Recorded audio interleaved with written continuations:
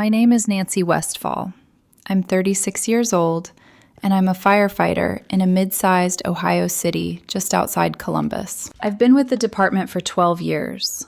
I work 24-hour shifts, sleep in a bunk room that smells like burnt coffee and old sweat, and run into burning buildings for a living.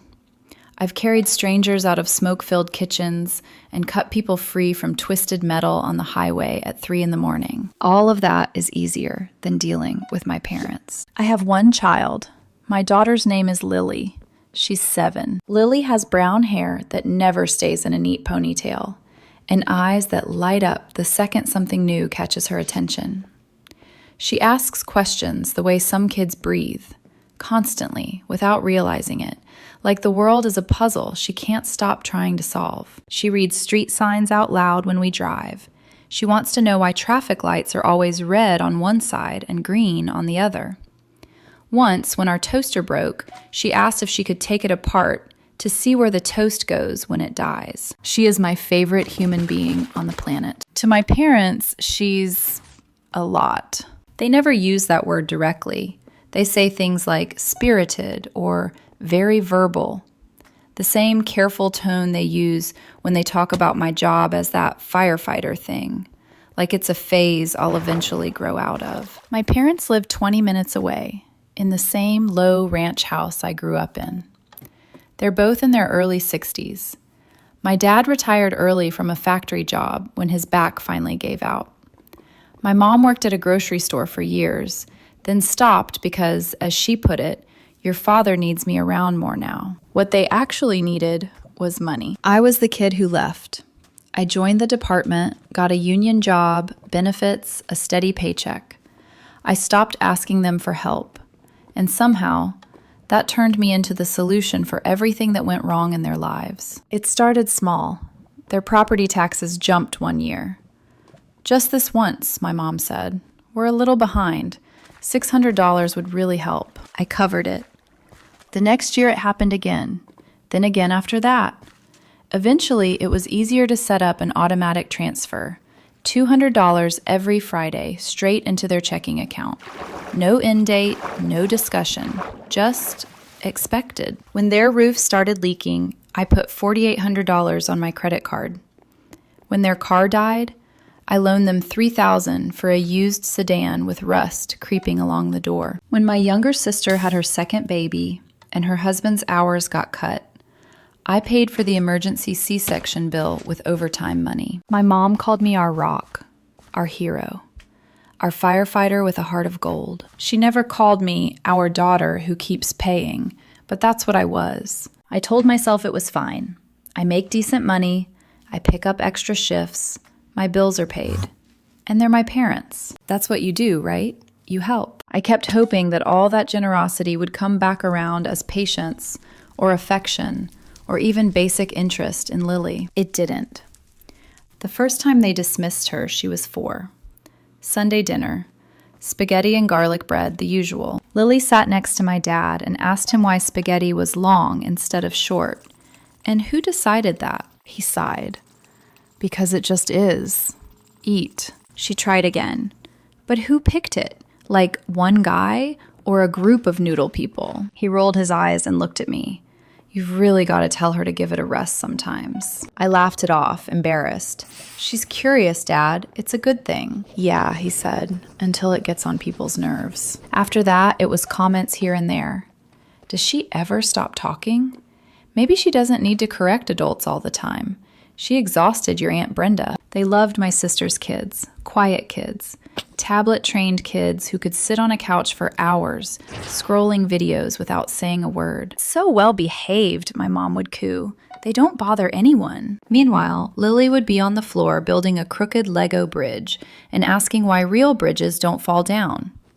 My mom would step over her like she was clutter. Every time it stung, I told myself it wasn't that bad.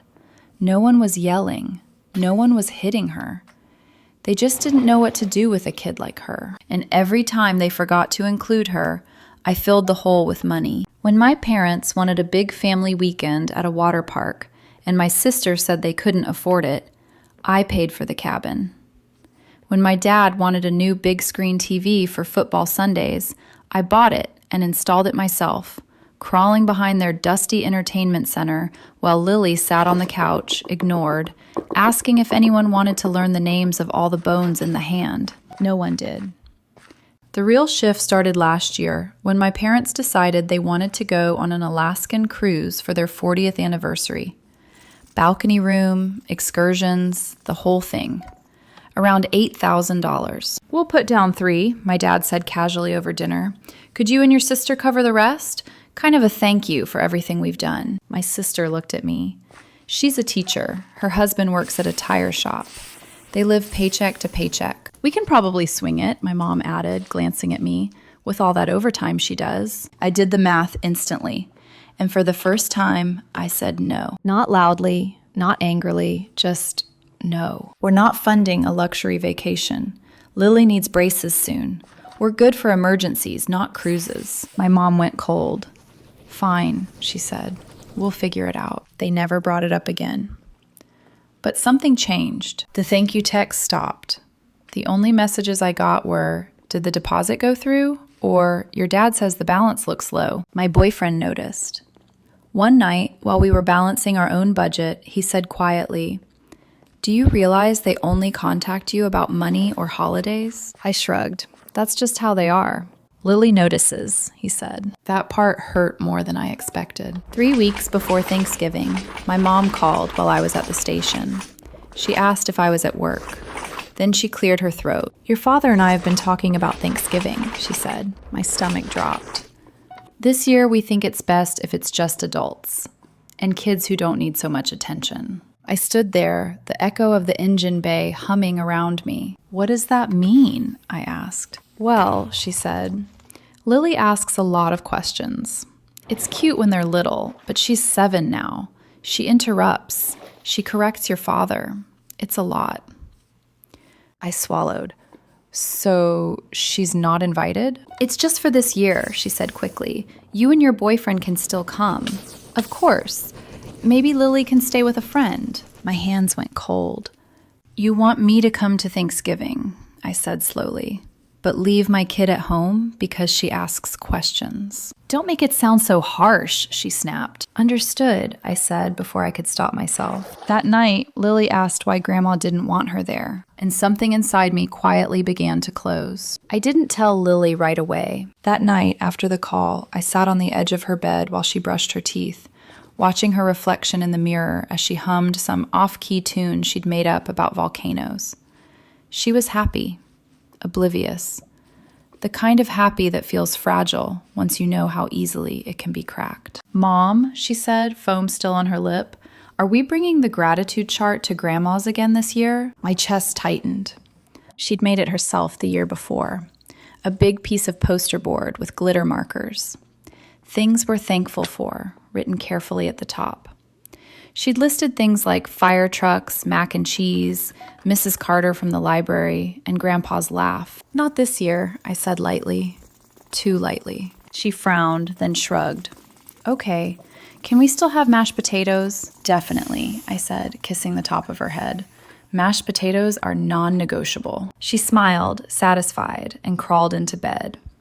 I stood there for a moment longer than necessary, listening to her breathing slow, and felt the weight of what I'd agreed to press down on me. Understood. I'd said it like I always did, like it was easier to swallow the discomfort than to challenge it. Like peace was something you bought by staying quiet. When I got downstairs, my boyfriend was sitting at the kitchen table, laptop open, staring at numbers. He looked up the second he saw my face. They called, he said. It wasn't a question. I nodded. I didn't soften it. I didn't rephrase it. I told him exactly what my mom had said, about wanting a peaceful holiday, about Lily being too much, about how I'd said understood without thinking. He listened without interrupting.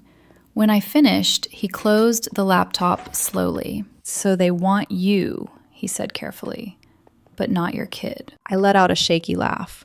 When you say it like that, it sounds bad. It is bad, he said. Not angry, just certain. I stared at the floor.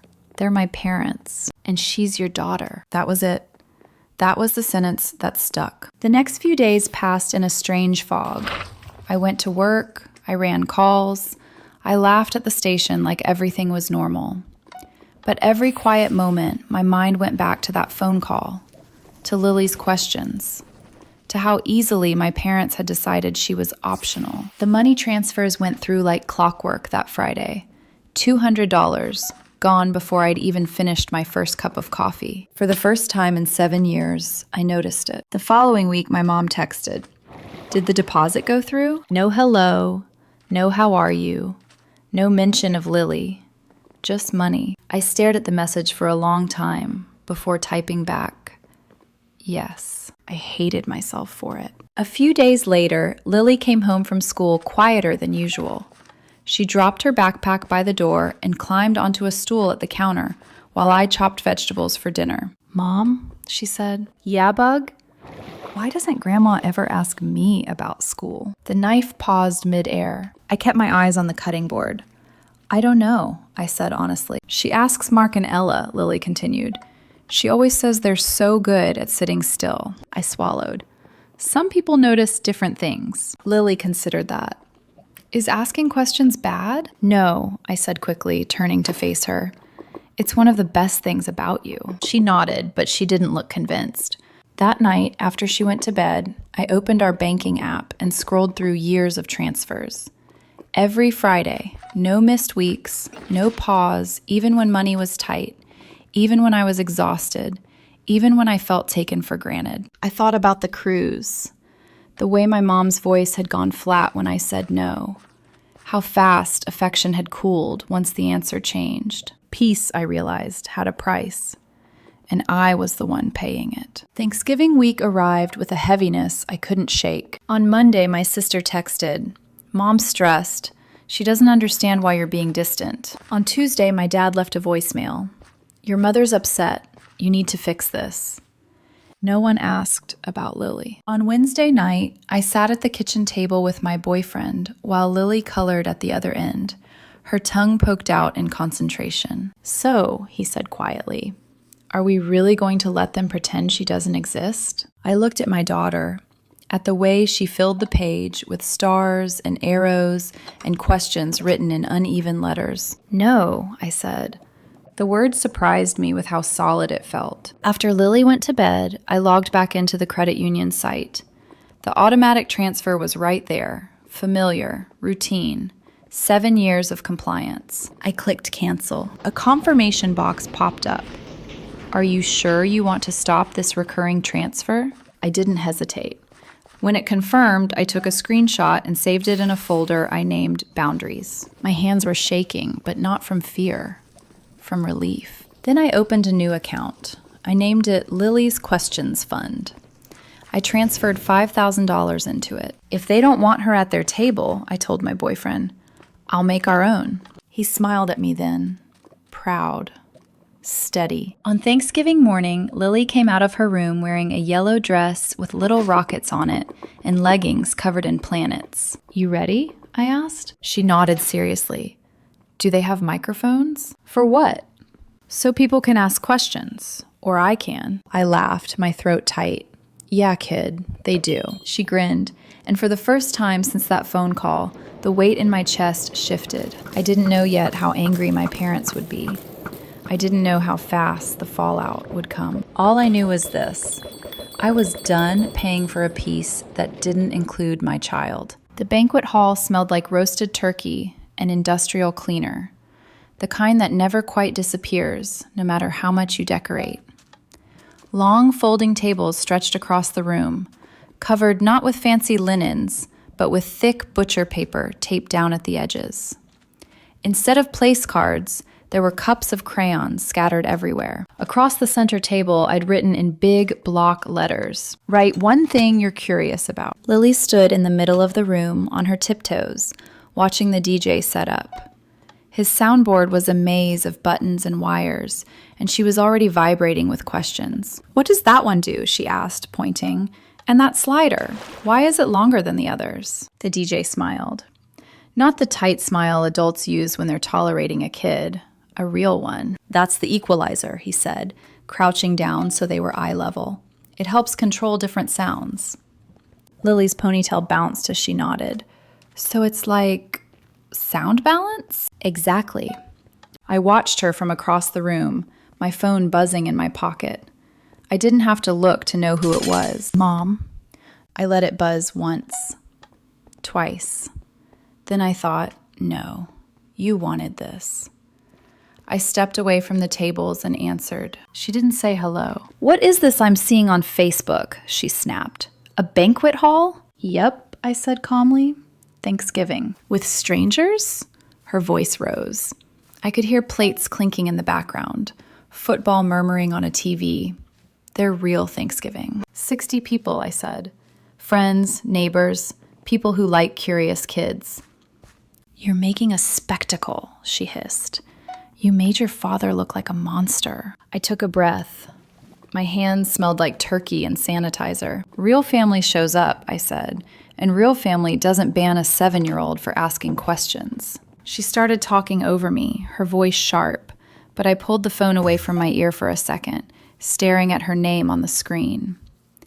I thought about the way my dad had said it weeks earlier, casual as a weather report. Just adults this year. Understood. No, I said firmly into the phone. I'm not doing this. And before you ask, the Friday deposits are done. Silence. What? She said finally. I canceled them, I repeated. I'm not funding a family my child isn't part of. Her breath hitched. You can't just... I can, I said. And I did. I hung up before she could say anything else. People were arriving now. Friends from work, Lily's teacher, neighbors who waved every morning but had never been inside our house. Each one knelt down when they met Lily. What are you curious about today? She asked them seriously. No one laughed at her. Kids took turns speaking into the microphone between songs.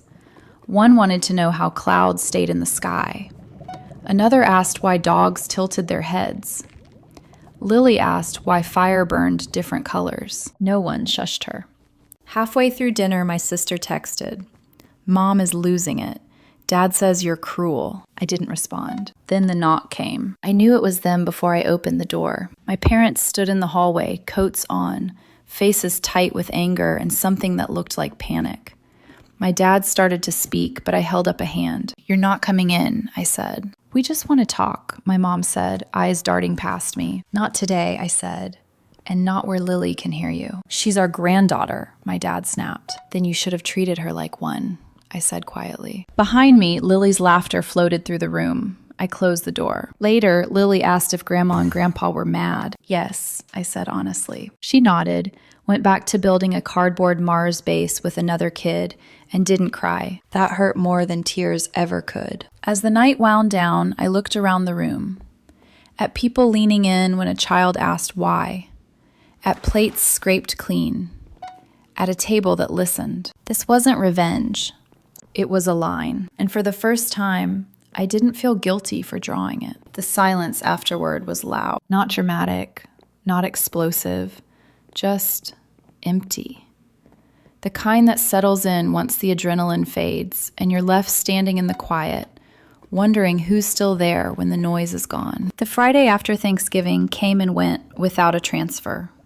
No money left my account, no automatic deduction. Just a normal balance staring back at me when I checked my phone at the station. My mom texted at 8:12 a.m. The deposit didn't come through. I read it while sitting on the edge of my bunk, boots half-laced, the smell of coffee drifting through the room. I didn't respond right away. I finished tying my boots first. That felt important. Then I typed, "That's correct." 3 dots appeared, disappeared, appeared again. "Your father is very upset," she finally wrote. I stared at the screen. No mention of Thanksgiving. No apology. No question about Lily. Just money. I put my phone face down and went to work. The fallout spread in small, predictable ways. My sister called, her voice tight with stress. "They're scared, Nancy," she said. "They don't know how they're going to manage." "They managed before me," I said. "They can manage after." "You know they didn't mean it like that," she insisted. "Lily just overwhelms them." I closed my eyes. She's 7. A week later, my dad left a voicemail. Not angry. Hurt. "I don't understand how you could do this to us," he said. "After everything we've done for you." I listened to it once. Then I deleted it. What they were really saying was we didn't think the rules applied to us, that loving Lily was optional, that I'd keep paying no matter how small they made her feel. They were wrong. December came, then January. No invitations, no casual drop-ins, just the occasional text about bills or the cost of groceries, each one unanswered. At home, something shifted. Lily started thriving in ways I hadn't expected. Without the constant undercurrent of being too much, she relaxed. She asked more questions, not fewer. She started keeping a notebook by her bed labeled, "Things I Want to Know." Every night she added something new. Why do stars flicker? How do elevators know what floor they're on? Can fire change shape? Sometimes she'd crawl into my lap and read them to me, waiting for answers I didn't always have. "I don't know," I'd say. "That's okay," she'd reply. "We can find out." My boyfriend watched all of this quietly. One night, after Lily had gone to bed, he took my hand. "I'm proud of you," he said. "For what?" I asked. "For choosing her," he said. "Even when it cost you." It had cost me, not just money. It cost me the illusion that my parents would ever change if I tried hard enough. It cost me the version of myself that believed love was something you earned by being useful. In early spring, my mom called. For real this time. Her voice was softer, careful. "Your father and I have been talking," she said. "We may have handled things poorly." I waited. "We miss you," she added. "You miss the deposits," I said, not unkindly. A pause. "We're willing to try," she said finally. "If Lily can just learn to rein it in." That was my answer. "No," I said. "She doesn't need fixing." Silence stretched between us. Then she sighed. "Well," she said, wounded again, "I guess we'll see." After the call, I sat at the kitchen table for a long time. Lily was on the floor nearby, building a structure out of blocks, narrating every step to herself. "Mom," she said suddenly, looking up, "can I ask you something?"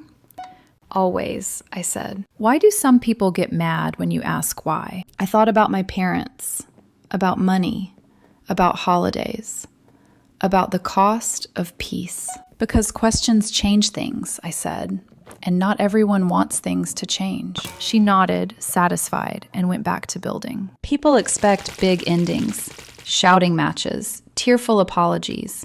That didn't happen. My parents didn't explode my life. They faded out, slowly, by choosing money and comfort over my child. Canceling those transfers and renting that hall wasn't revenge. It was a line. If you can't love my daughter as she is, you don't get my money, my time, or my holidays. I'll fill the chairs with people who hear a 7-year-old ask why and lean in instead of sighing. "Good question,"